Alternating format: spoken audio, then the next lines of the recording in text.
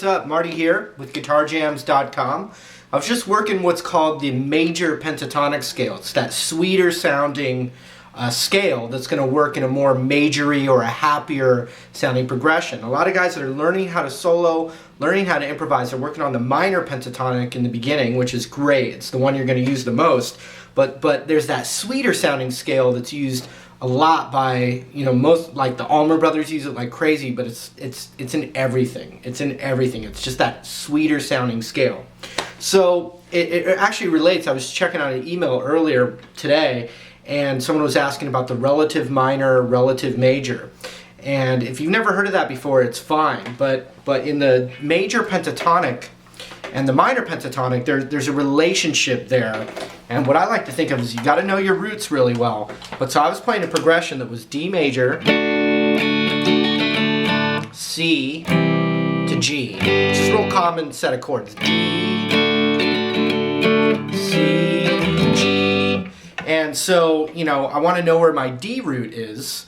Ultimately, I want to know all my notes really well, but if I plugged in, the D note on the E string is on the 10th fret. Okay, and so most people in the beginning, they'd plug in the D minor pentatonic, and I've got this loop.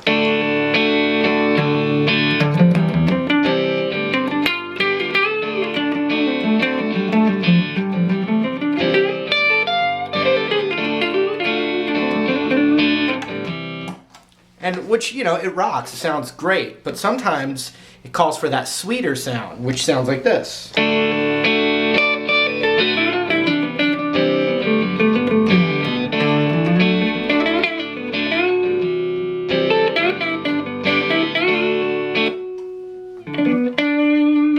Alright, and that's that sweeter sound, and really the cool thing about it is if you do it the way, I haven't seen other teachers necessarily teach it with this way, but basically if it's a minor rock sounding thing, you put your index finger on the root and you plug in that pentatonic scale. But if you want that sweeter sound, you're going to put your pinky, Dr. Evil style, on the root and play that shape below right here. So your index finger would be on the 7th fret and your pinky would be on the 10th fret, and then 7, 9, 7, 9, 7, 9, 7, 10, 7, 10. And so if you look at that, I'm playing that pentatonic shape, but thinking of my pinky as the root instead. So someone might say, well, wait a minute, isn't that the B, because B's on the 7th fret there, isn't that the B minor pentatonic scale, Marty? And I would say, why, yes it is. It's the exact same scale. The only difference is when you play this set of notes over a B minor type of chord, you're thinking of that 7th note as home bass or the root. But if you play that same set of notes over a D major chord, you're thinking of where your pinky is as home bass. And so that's the difference. But what that's called is the relative major, relative minor. And I think of it as it's like the bizarro world of minor and major. They're like the mirror images or opposites of each other. But so some of the cool stuff is you can plug in that D major pentatonic over a D major progression, and you can even do a lot of the same bends, like the G string bend. But the licks tend to resolve, and they sound completely different, but they resolve really well to where the roots are in that position, which would be on the the 10th fret of the E string, and the 7th fret of the G string, and then the 10th fret of the high E again.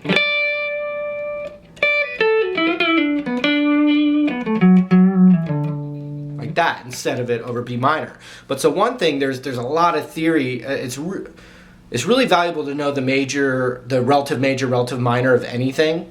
And so if you wanted to know that, because it also means that a D major chord and a B minor chord always sound good together as well. So it's for theory, when you're writing a song, if you know the relative minor, it's a good chord to go to change the mood or the tone of the progression. So the easiest way to figure that stuff out is you just take a note and consider it the major, and if you want to know what its relative minor is, put your pinky there and go down 1, 2, 3 frets, and that note will be the relative minor. So let's just try it out. As an example, here's kind of a more tricky one. if I put my pinky on E on the double dots right here, and someone said, well, what's the relative minor of E?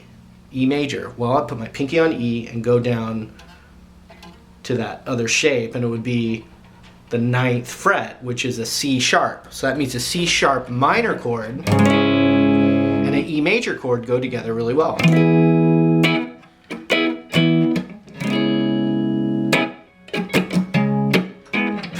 And they don't have to, follow each other or even be in the same song, but you'll know in your head that those chords are always going to go well together. And then you just do the reverse. If you play a minor chord, like for instance, if I play A minor, and I like that chord, and I want to I'm trying to figure out, I have a progression that kind of revolves around A minor, and I want to know a good chord for the chorus maybe, or for another section. I could at least in my mind go, okay, I'm going to try the relative major.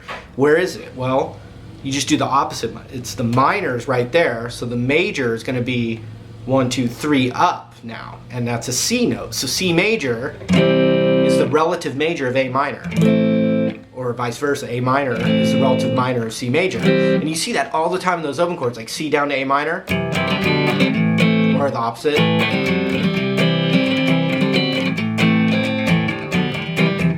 Just like that. All right, let's go back to that D major progression now, because I want to show you the extension of that D major pentatonic. So right off the bat, you should just start experimenting with this. And here's another thing to expand on with that major pentatonic knowledge of just being able to plug that scale in to try it out. I have a D major sounding progression: D major, C major, and G major.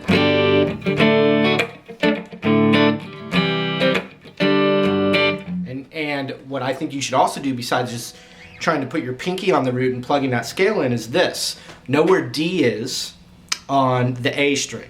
Know where your root is on the A string for this major pentatonic.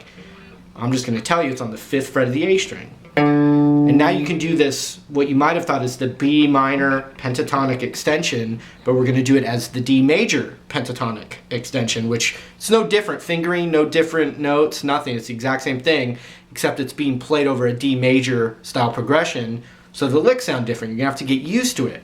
But so it's going to be like this. Here's the extension. The root is on the 5th fret of the A string, but we're going to go 5, 7 on the E string, and then 5, 7 on the A string, and then slide with our ring finger up a whole step. Now we're just in that pentatonic that we were working. So 7, 9 on the D, 7, 9 on the G, and then slide with our ring finger on that G up a whole step.